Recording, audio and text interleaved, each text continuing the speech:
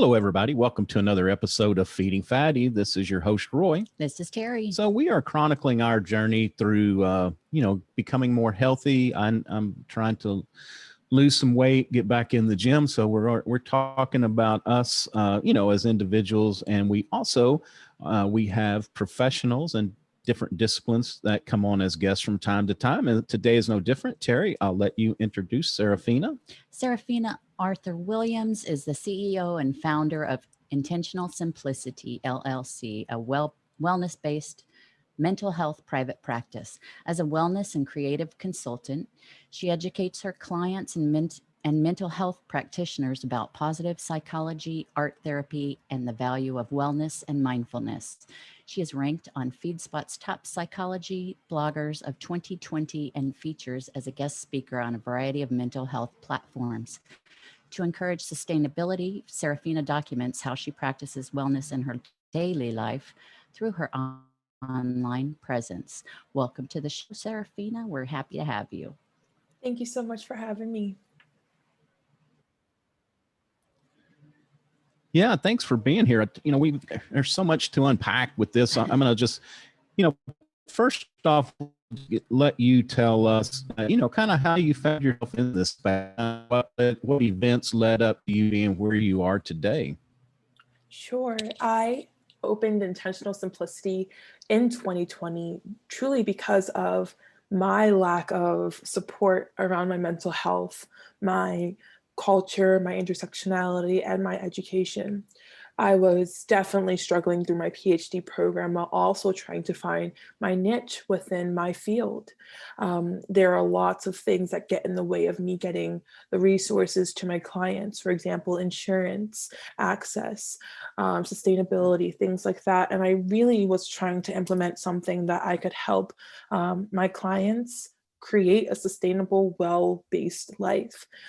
In that, I teach people how to learn more about themselves, implement their authenticity and creativity within their practice, business life, or like their personal lives. And then from there, I also support people in understanding their identity. Identity exploration is a huge part of Intentional Simplicity, and we're really here to help us honor what we've been through and how our journey is going to manifest.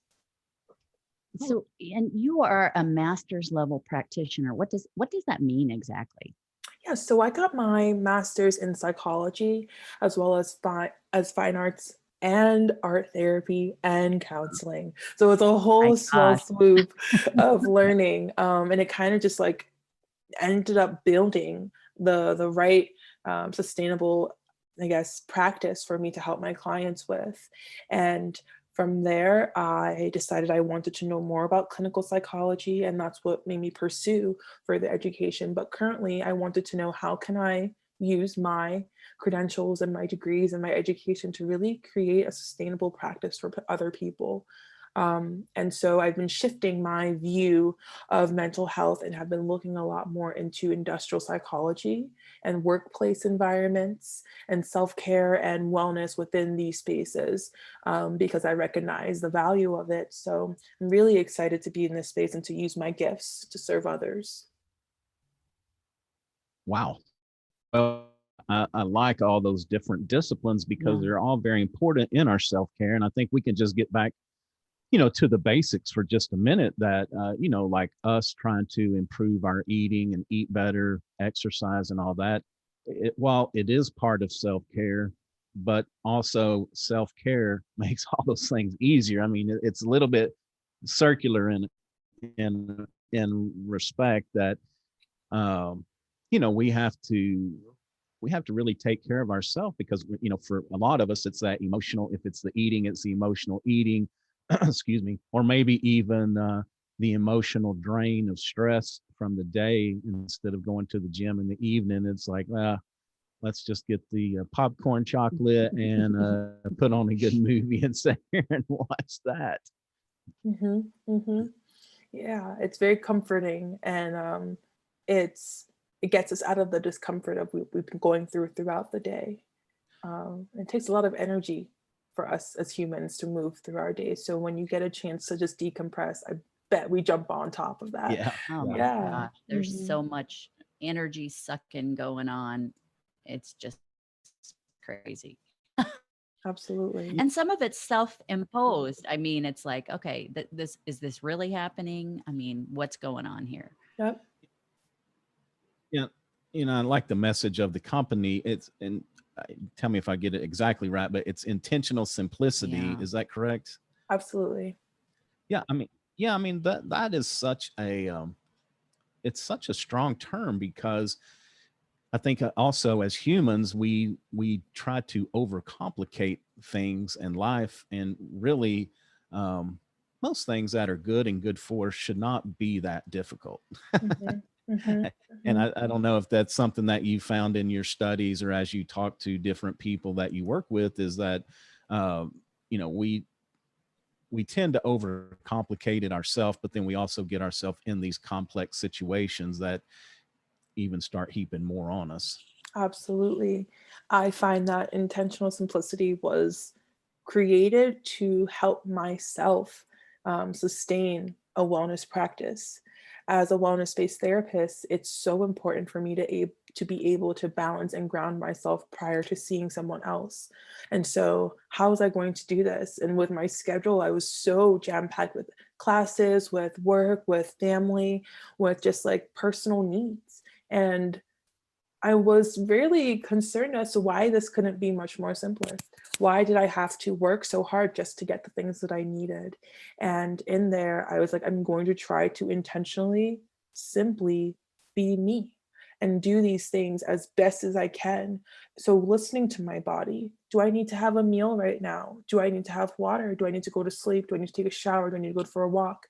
Your body in itself is a huge indicator of your wellness. And the first thing that's most important is understanding how to connect with you. And that is where the identity focus stems from, and learning about what your body is asking for versus what your soul may need versus what your mind may need versus what the environment's doing to you. There are a lot of things that we must consider when we're creating our self-care, but it has to be with you in mind or it won't work. Which is also another, I think, I don't know if it's another way to say, or another step in the process, is the uh, uh, self-realization. I mean, we really have to consider, where we are, what we're doing. And self-realization is not the word that I'm looking for. I'm trying to think, but just being able to be true to ourselves, but also to be honest about what is going on around us, and where are these where is that pressure, that stress, where's that uncomfortableness, where's it come from? Because a lot of times we actually self-aware, that was the word I'm looking for, self-aware, sorry, but we a lot of times we have the power to change these things. It may be uncomfortable, and we talk about that, with me and Terry. There's some things that we talk about doing that's like, eesh, I know it would help, but it's just an uncomfortable step. Mm, mhm, mhm. Yeah, that discomfort is a huge indicator of preference, you know? And for humans, we don't really get the space to decide what's best for us because we're always around other things, other influences. And in that, we lose the ability to decide what really is best for us. We're Right. constantly second guessing or using other means to address issues that aren't really here. For example, substance abuse, emotional abuse, all of these different things that we're putting onto ourselves that don't really serve us anymore. So I create the self care into our wellness based approaches to our healing, mainly because how can you be sustainable with you? You are who you're with the entire time you're here on earth. And so, in Yeah, that, how can you sustain being with you? Knowing how to nourish your basic needs is the first step. And knowing that it doesn't have to be hard is okay too. Knowing that you don't have to be uncomfortable to grow. No matter what, whether it's uncomfortable or comfortable, we are growing. When we set right. our intention, it helps us determine in what direction we're going in. And that's where the support of a therapist, a coach, family, friends, whatever helps you keep, what is the word, accountable for your intentions and your goals. So it's truly a whole wellness-based approach. Yeah, and we talk about, we talk about the self-awareness and self-realization and all that, but also how much of this is put on us by society, or our need for justification, or our need of others to acceptance, or their whatever that is, because I think about that a lot with um, and I recounted this the other day, but there was a story on our local news station that they did about a guy that he used to be an options trader, and it was probably very stressful. He probably made a lot of money, but he had a health event, and then now he is a muralist, painting stuff on walls and doing all this work. And they interviewed him, and he was like so happy, and he's like, I can't believe I did that for so long. But what it made me think about was that sometimes it's that inner self that we want to achieve more, we want to do this, and we think that we thrive in this environment. But conversely, I think that sometimes it's the thought about what others think about us. What's society's measure of success? For me, the house I live in, or the salary or the job title that I have, and I don't know. Part of this is getting older. It's easy, at my age, because I've been through all this, and now I can look back and say, none of that stuff is worth it. It's what is on our inside, what makes us truly happy. That's what we have to pursue. Mm-hmm. Absolutely. Yes, a lot of the transitioning occurs within. Like the best work occurs in those transitional moments when you're really faced with who you are, what the world needs of you, and what you really want. Yeah. Mm-hmm. Yeah. Do you find that working with the people that you work with is the struggle? I mean, I know it's up to us to change, but is this a pressure that we put on ourselves, or do you think it's more that it's this societal view that we need to kind of let go of that? Absolutely. I think we can't negate the value of culture, and knowing that we are in a space that culture permeates everything that we do. To say that it's just our environment or just us or them, it takes away from all the things that make you who you are. And that is an intersectional person. That's a person that has many parts that creates one whole. And so by throwing away our environment and saying, like, I'm going to focus all on me, you lose the connection of what it's like to have people around. We speak in circles, we grow in circles, and we're all connected. And so by saying, okay, well, I'm going to focus mainly on the environment, then they lose what you bring to the table. And so it's a constant battle of whether or not, and I hate to say the word battle, but what works best for you, and what is your environment bringing to the table, and what are you like holding on to? And so a lot of the things that we explore when we're doing that inner work is what emotions are yours and which ones aren't. What has someone brought into your space that has landed on you, and now you're taking on that energy. So for example, you go to work and your boss has an awful morning, and they come talk to you and they have an attitude and they're giving you all this extra work to do. And in that, you immediately become angry, and you're now taking on the boss's energy and then your energy, and the next person you see, then you're moving on and moving on. And this is your workspace. This is where you guys want to profit. This is where you want things to be moving. But now your emotions have become the focus rather than the task at hand. And so when we think about these intentions and these goals and these things that we want for ourselves, make sure you're really exploring what's coming and who is it coming from.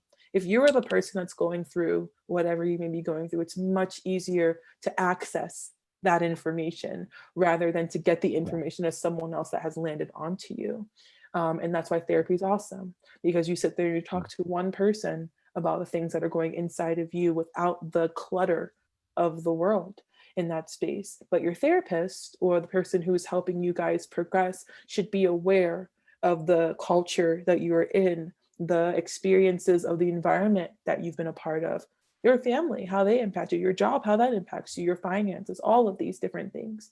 And so it is a holistic approach when we're doing internal work. And we often negate all the other parts that make us strong.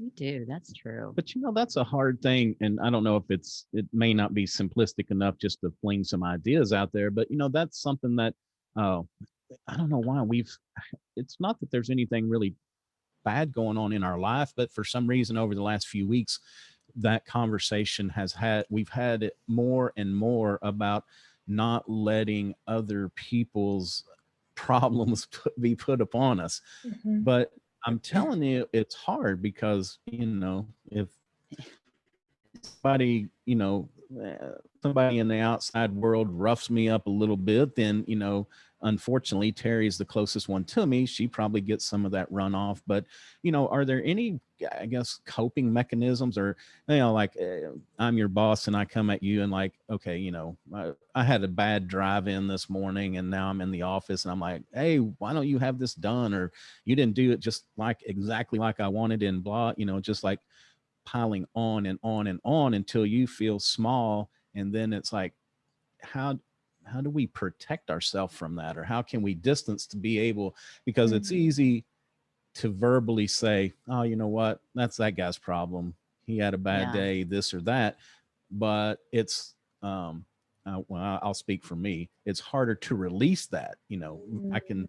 I guess intuitively or intellectually, I know that that's what's going on. That's like, man, I didn't do anything. I'm just sitting here minding my own business. But still, I would tend to carry that with me through the rest of the day instead of being able to release it. So I guess, I don't know if you've got any words for that or not. Yeah, absolutely. You just made me get a brain blast. Okay. I was speaking with one of my clients and they were talking about how their work environment makes them very reactive rather than responsive. And in those spaces, you have to be responsive rather than reactive because you must let it sink in and then respond to your environment. This person is a medical professional, so they're constantly moving and they have been in the swing of COVID and that pressure that's there. And what you just said to me was release. So it sounds like we have these three options that we can do in these moments when we're confronted with another experience, which is we can react, respond, or release. And to do these things is to first recognize what's really showing up.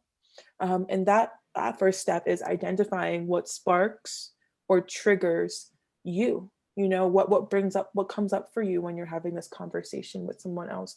Do you feel a sense of ease? Do you feel calm? Do you feel frustrated, angry, sad, apprehensive, worried? All of these things. And we often don't have the language to these emotions, which makes it difficult for us to address what's really going on, which makes it even more difficult for the person responding to you to respond appropriately.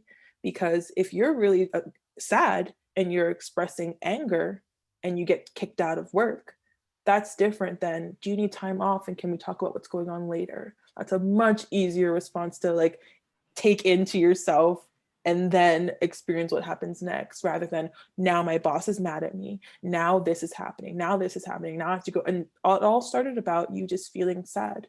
And that was what was showing up for you. So we must consider the language we're using. And within workspace spaces, our leaders must also be aware of how to respond to our employees and to one another. If I'm going to continue, if you guys are all right with that. Yes, please. But then we go from there and then we say, so where is it showing up? Is it showing up within your mental wellness? Is it showing up within your spiritual, your professional, your physical, your health overall? Where are these things or emotions coming up in your wellness? And when we talk about all the different parts of our wellness, truly think about you. What makes you who you are in all dimensions? And help you recognize, do I have a hardship within my interpersonal relationships? Is it hard for me to have relationships with other people? Is that where I get my a lot of distress or discomfort from? Or is it my physical health? Is that something that I really can't reach because I'm seeing the environment impact me so much more than seeing my progress internally? So there's a lot of things that we can focus on, which helps you narrow down instead of thinking I have to do all of these things while also managing my emotions, while also managing the world around me, while also figuring out how to get to the next thing in the day.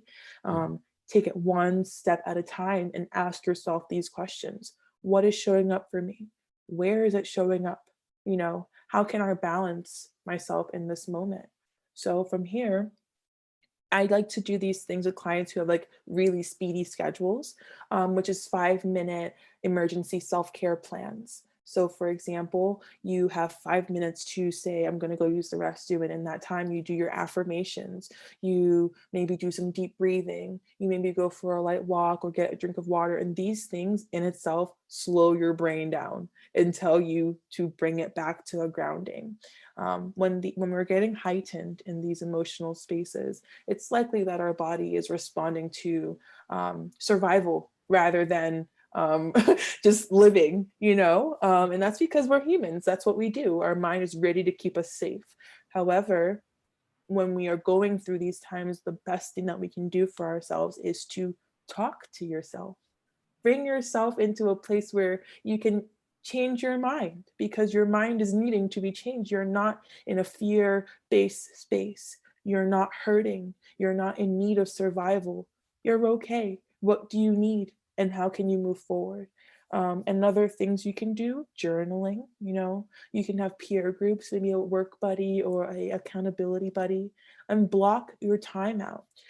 So I'm going to disclose a little bit as a person who has ADHD, but has to be very on schedule as an entrepreneur and a boss and a CEO and a therapist and all these things.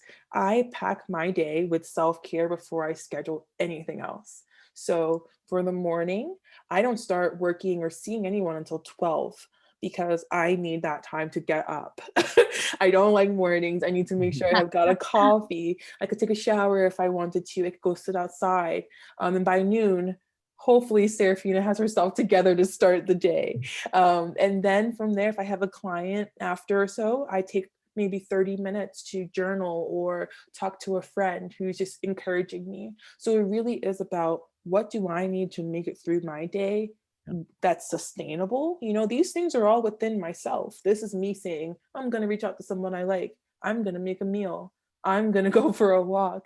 It's just picking you in the times when you need to be chosen, and we often negate that. And I can only imagine in your job that. She had one more. Oh, I'm sorry. Go ahead. Sorry. The last part is to celebrate your growth. And that is because recognize that you are growing and you're progressing in a positive direction, even though it is uncomfortable. Have little celebration kits, that have like maybe notes that a friend has said to you about your progression or the things that you've done. Maybe have like gratitude circles where you connect with people once a month and talk about all the great things you've done, because you've probably done a million things that are awesome within a month that we don't really tap into. And they can be very small or very large. No matter what, addressing and acknowledging that you are doing well is a wonderful thing to do for your self-care. I like that gratitude circle. That's awesome. Yeah, we talk about that a lot, celebrating the small things, because, and I have a business podcast, and something I talk about over there a lot is, if we have 10 things on our to-do list today, we get 7 done, and we'll spend the rest of our day beating ourselves up about the 3 we didn't get done.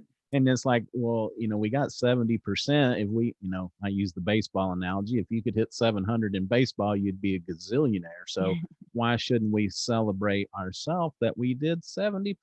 I mean, and I'm not telling you I've mastered that yet. I'm still working on that, but it's like, we try. And the other thing I have to give you, a lot of props for is your job, because I'm telling you, if somebody came in and plopped on my couch right now and started telling me their problems, I'd be like, you don't know the half of it. So I know that it must be a huge emotional drain, for you to help people. So, thank you for that. Thank you for what you do. I know that the individuals you help probably thank you tremendously as well. But it's such a, because we're talking about this self-care and what other people put on us, but you're a little different. You invite people to come in and put this stuff on you.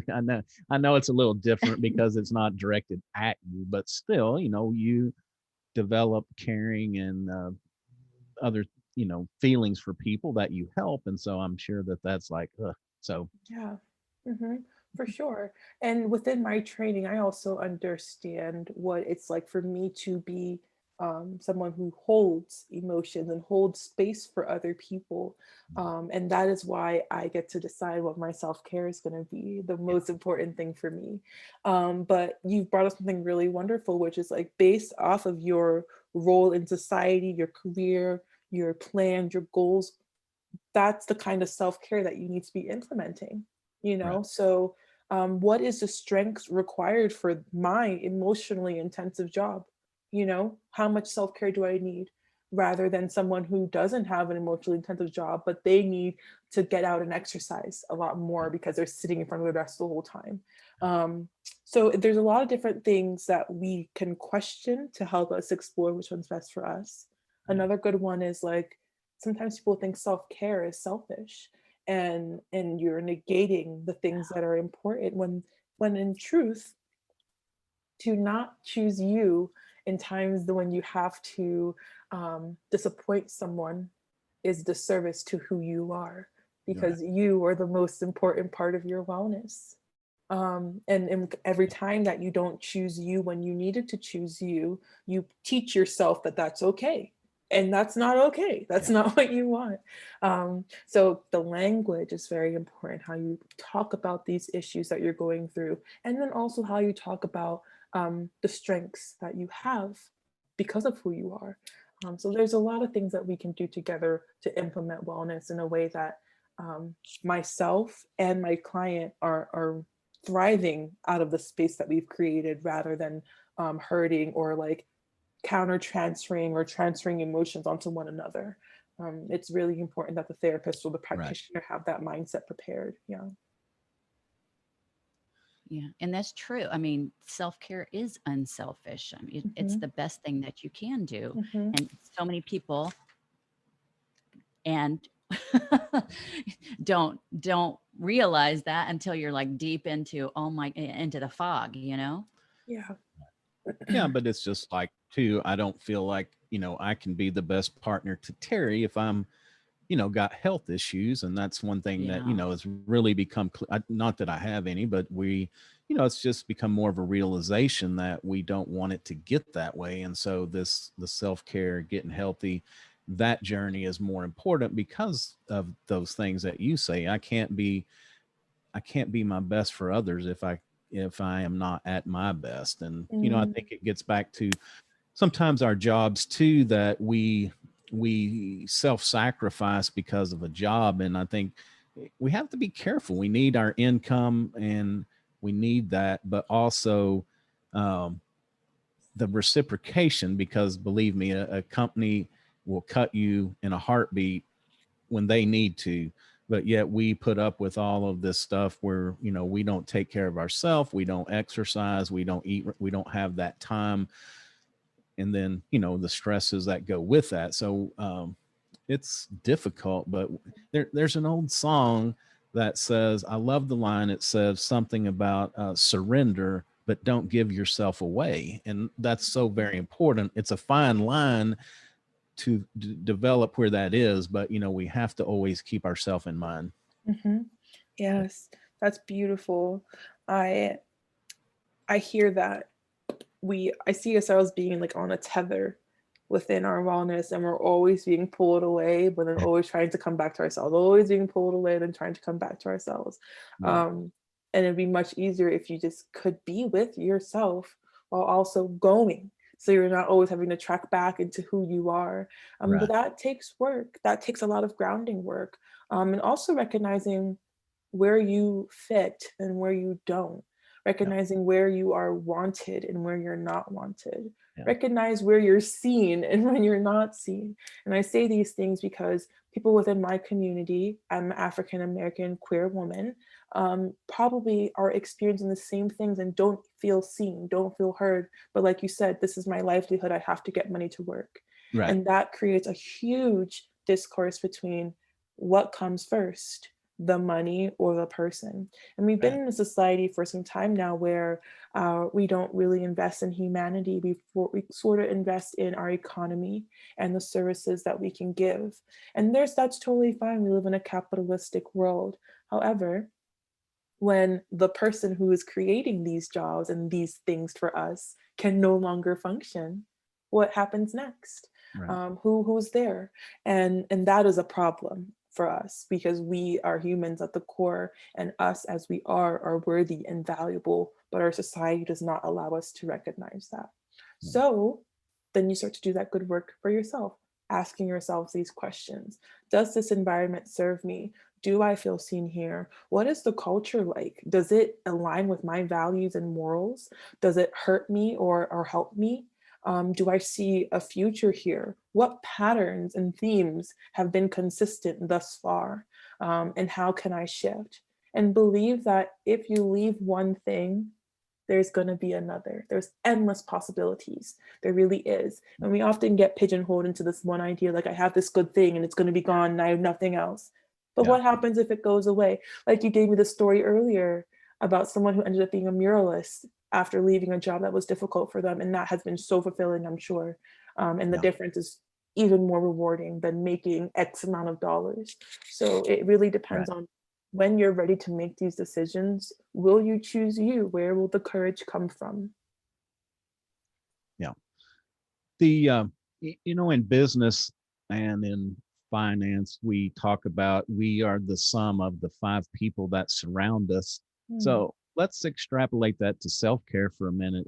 And I don't know that you've studied it or there's anecdotal evidence on that, but it just was curious, a thought that if we have to be careful with who we surround ourselves. Do they take care of themselves? Are they the kind of people that we want to be with? Because as leaders, supposedly we are the leader that we are the kind of leader of the people that we surround ourselves with, I guess is the easiest way to say that. We are the sum of the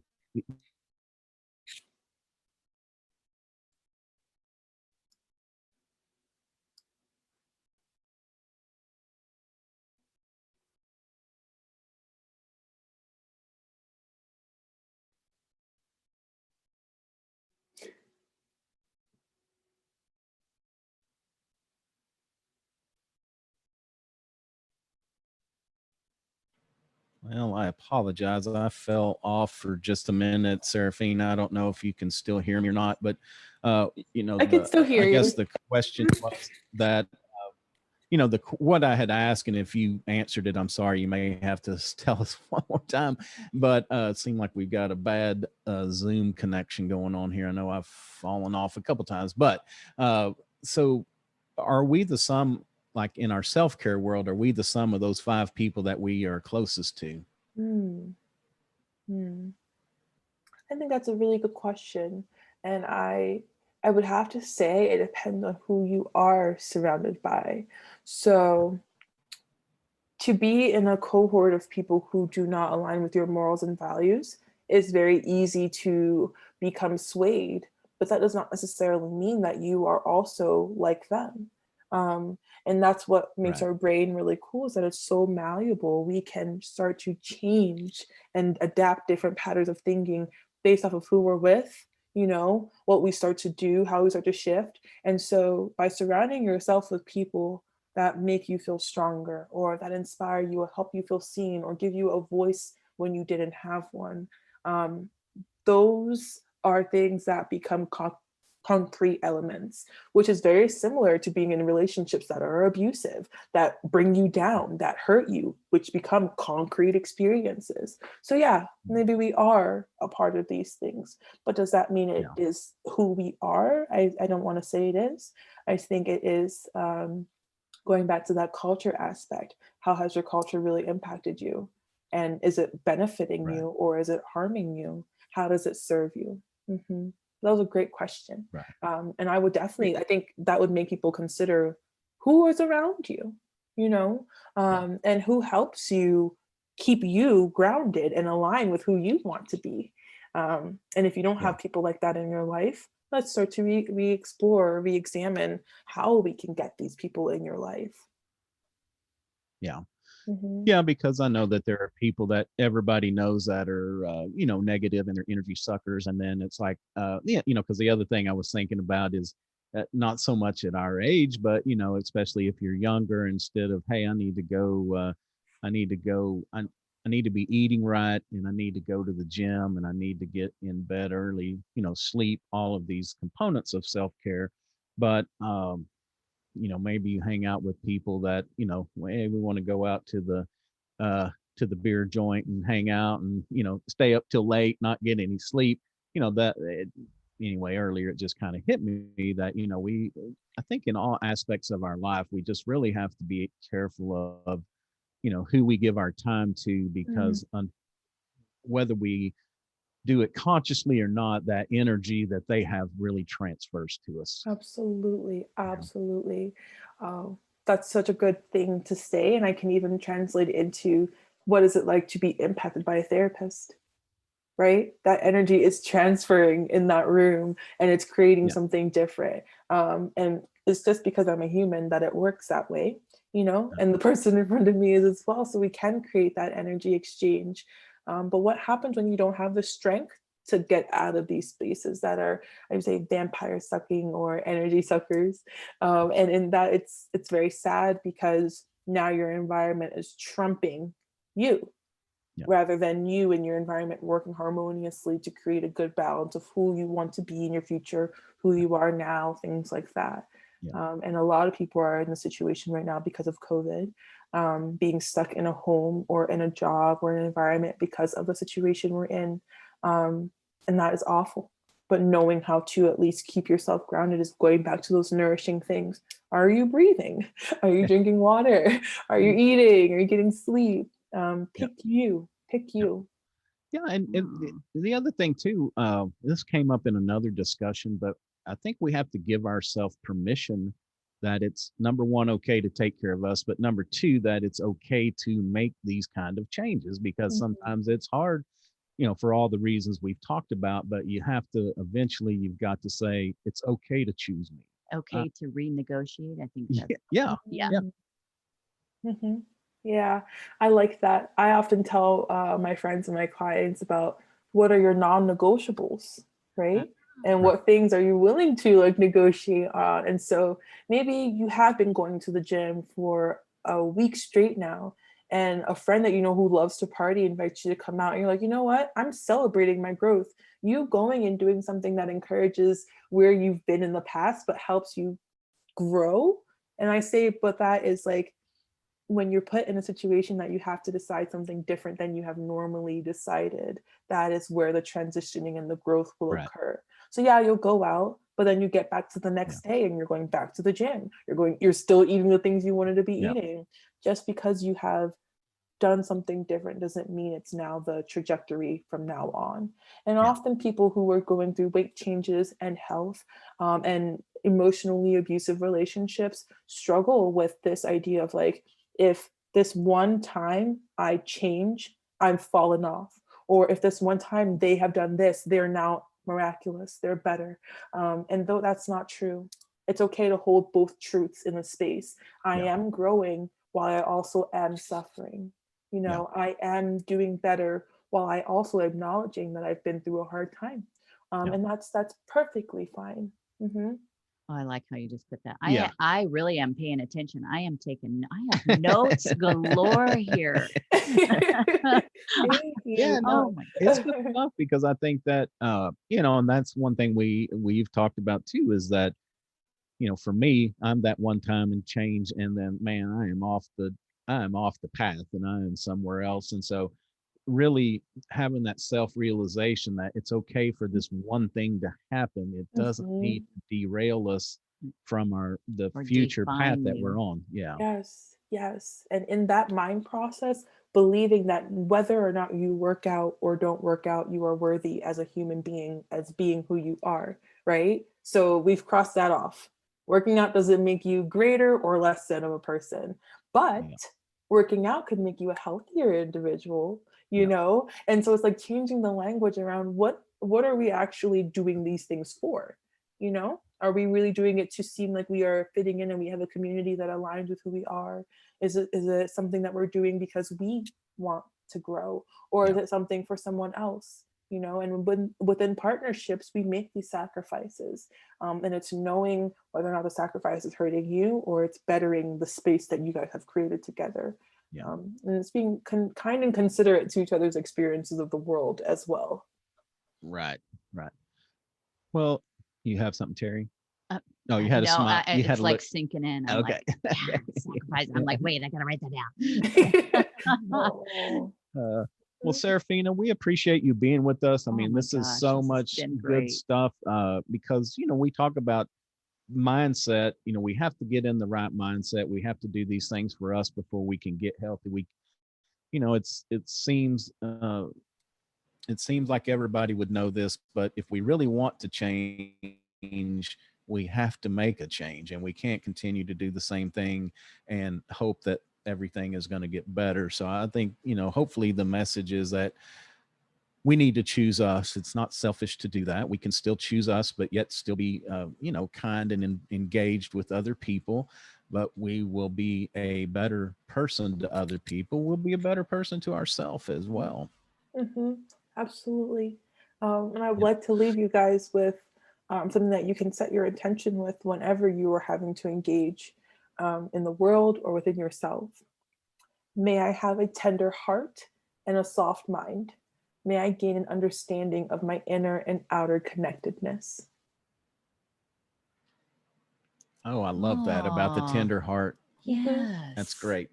Yeah, because I don't think we don't want to get off on this, but too much, but I don't think we have enough empathy for, you know, instead of, you know, somebody comes at you, instead of coming right back at them, is like, maybe we just have that empathy that, you know what, it's just something else is going on in their world we don't know about. We have to, I like that. You know, you said earlier, take a step back, take a deep breath. And how did you say it was, be responsive, not reactive? I mean, I love that. I love that so much because, you know, when we get stressed and when we're pushed to the limit, it's that reaction. And unfortunately, that stuff lives for a long time. It's not, you know, things that come out of your mouth, you can't always take them back. And so really let it sink in and have some empathy for the other person and maybe where they are at and what they're going through before we do respond. And then when you need to release, knowing react, what activity. Respond, release, and recognize. Recognize. I don't know, good at words. That's what I was going to say. Add that. There's yeah, that's really awesome. And I wanted to share that you added the release, and it can be the release that's best for you after you have responded. So maybe it is hanging out with someone fun. Maybe it is going to the gym. Maybe it's creating artwork. But the release should be rooted in how you love on you, because you're trying to get this energy out. I love to dance. I love to take showers when I'm angry. So those are the two things that I do. When I want to get something out of my body, I love to dance it out. And then if it's in the nighttime or it's in the morning, I just take a shower and genuinely release and let the things fall off my body. And it's just a good practice to get in the mind, you setting that intention. So you're not ever questioning why you're doing what you're doing. Yeah. That's good. That's good advice for sure. All right, Sarafina. Well, we're going to wrap up. If you would mind, tell everybody, of course, how they can reach out and get a hold of you, you know, who that you help, how you can help them, and of course, how they get in touch with you. Sure. So my name is Sarafina Arthur-Williams. If you would like to contact our business line, feel free to reach us at 412-294-8708. And you're also able to text this line as well. My email address is intentionalsimplicityco@gmail.com. And my favorite place is my website, and you can check it out at liveintentionallysimplistic.com. And then on Facebook, Instagram, and LinkedIn, or Intentional Simplicity LLC. Okay. Mhm. Awesome. Well, y'all reach out, see how Sarafina can help y'all. And thank you so much for your Oh time. my I know gosh, it's been we've great. ran a little bit longer, but it You're was a fine. great conversation. So we appreciate that. And her website is awesome. I've been on it all morning. Going, okay, what do I need to do? Where am I? I need this. No, I need that. Thank you both. It's been wonderful. Awesome. Mhm. All right. Well, that's going to do it for another episode of Feeding Fatty. Of course, I am Roy. I'm Terry. You can find us at feedingfatty.com. We're also on all the major social media platforms. Video of this interview will go up on YouTube when it goes live. And we are also on all the major podcast platforms, iTunes, Stitcher, Google, Spotify. If we're not on one that you listen to, please reach out. So until next time, take care of yourself and take care of those around you.